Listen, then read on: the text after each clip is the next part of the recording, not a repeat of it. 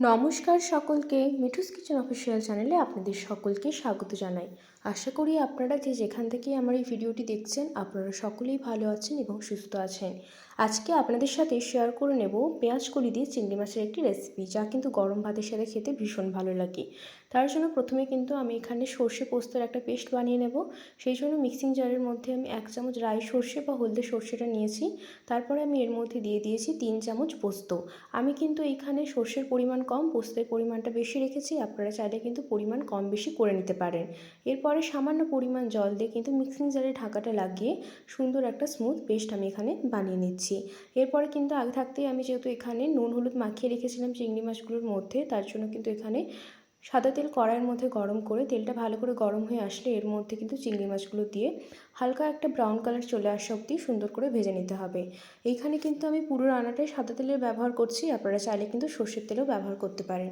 এরপরে কিন্তু 5 থেকে 7 মিনিট চিংড়ি মাছ ভাজতে যেহেতু খুব একটা বেশি সময় লাগে না আর বেশি কড়া করে ভাজার কোনো প্রয়োজন নেই, 5-7 মিনিট পরের মতোই কিন্তু আমাদের এখানে চিংড়ি মাছটা ভাজা হয়ে যাবে। চিংড়ি মাছটা আমাদের কিন্তু ভাজা হয়ে গিয়েছে, সুন্দর একটা গোল্ডেন ব্রাউন কালার চলে আসছে। ঠিক এই পর্যায়ে কিন্তু আমি এখানে মাছগুলো একটি পাত্রের মধ্যে তুলে রাখছি। এরপরে কিন্তু মাছগুলো আমার এখানে তোলা হয়ে গিয়েছে। তারপরে কড়াইয়ের মধ্যে মাছ ভাজার যে তেলটা রয়েছে সেই তেলের মধ্যেই কিন্তু আমি এখানে পুরো রান্নাটা করব। আলাদা করে কিন্তু এখানে কোনো তেলের ব্যবহার করিনি। আপনারাও যখন মাছটা ভাজবেন একটু বেশি পরিমাণে তেলটা দিয়ে দেবেন, ওই তেলের মধ্যেই কিন্তু পুরো রান্নাটা করবেন। এখানে দেখুন পেঁয়াজগুলিগুলো কতটা সতেজ লাগছে, এইগুলো কিন্তু আমি ভালো করে ধুয়ে ছোটো ছোটো টুকরো করে নিয়েছি। তারপরে কিন্তু ওই তেলের মধ্যে আমি এখানে থেতো করে রাখা বেশ খানিকটা পরিমাণ রসুন দিয়ে দিয়েছি। রসুনটা ভালো করে ভাজা হয়ে আসলে ধুয়ে পরিষ্কার করে কেটে রাখা পেঁয়াজ কলিগুলো এখানে আমি দিয়ে দিয়েছি। পেঁয়াজ কলিগুলোর সাইজটা আমি একটু ছোটো রেখেছি, আপনারা চাইলে কিন্তু ছোটো বড়ো করতে পারেন, তবে ছোটো করে কাটলেই ভালো। পেঁয়াজ কলিটা তাড়াতাড়ি সেদ্ধ হয়ে যায়, রান্নাটাও তাড়াতাড়ি হয়ে যায়, এই জন্য কিন্তু একটু ছোটো ছোটো করে কেটেছি আমি।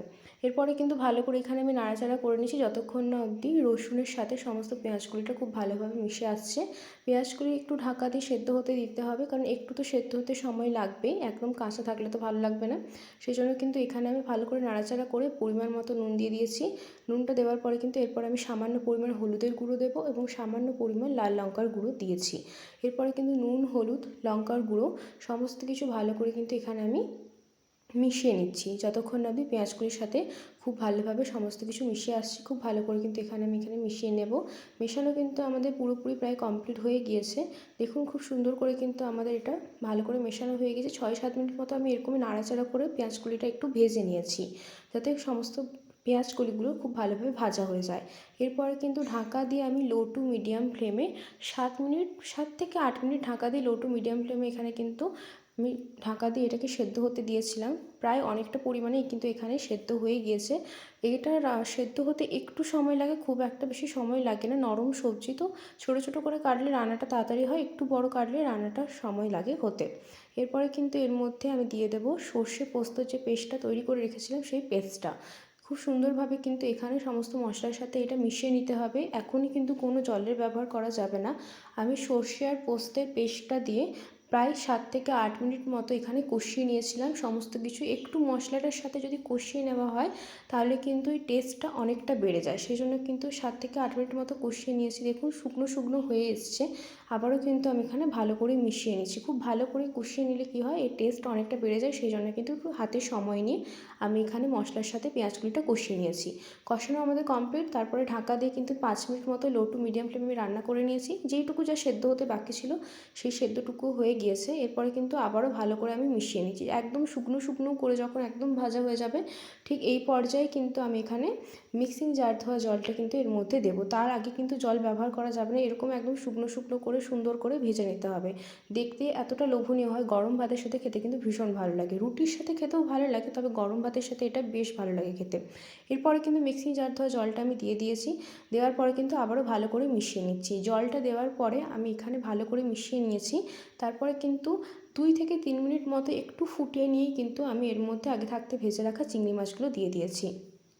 চিংড়ি মাছগুলো দেওয়ার পরে কিন্তু আবারও ভালো করে মিশিয়ে নিচ্ছি। চিংড়ি মাছগুলো দেওয়ার পরেই 5 থেকে 6 মিনিট লো টু মিডিয়াম ফ্লেমে আমি এখানে একটু ফুটিয়ে নিয়েছিলাম, যাতে একটু খুব সুন্দরভাবে মাছের সাথে মশলাগুলো একটু ভালোভাবে মিশিয়ে যায়। সেই জন্য কিন্তু এখানে 5 থেকে 6 মিনিট মতো এখানে আমি একটু ফুটিয়ে নিয়েছি লো টু মিডিয়াম ফ্লেমে। তারপরে কিন্তু আমি গ্যাসের ফ্লেমটা অফ করে দিয়েছি। আমাদের কিন্তু রেসিপিটা একেবারেই রেডি হয়ে গেছে। দেখছেন কতটা সুন্দর দেখতে হয়েছে।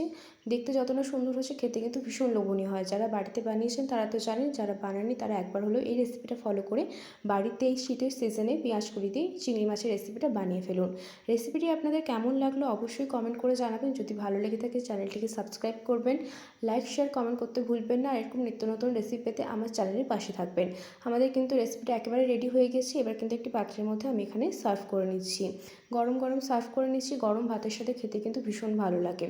রেসিপিটি আপনাদের কেমন লাগলো কমেন্ট করে জানাতে কিন্তু একদম ভুলবেন না। আর ভালো লাগলে আমার চ্যানেলটিকে সাবস্ক্রাইব করবেন অবশ্যই।